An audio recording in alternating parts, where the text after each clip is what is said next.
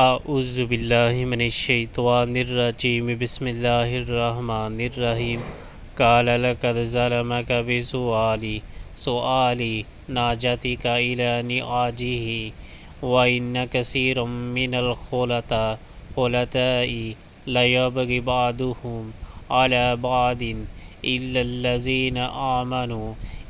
الذين آمنوا وعملوا الصالحات وقليل ما هم وظن داود أنما فتناه فاستغفر ربه وخر راكعا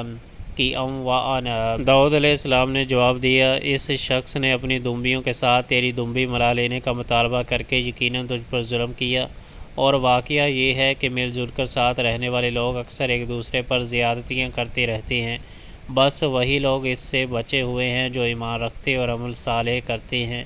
اور ایسے لوگ کم ہی ہیں۔ یہ بات کہتے کہتے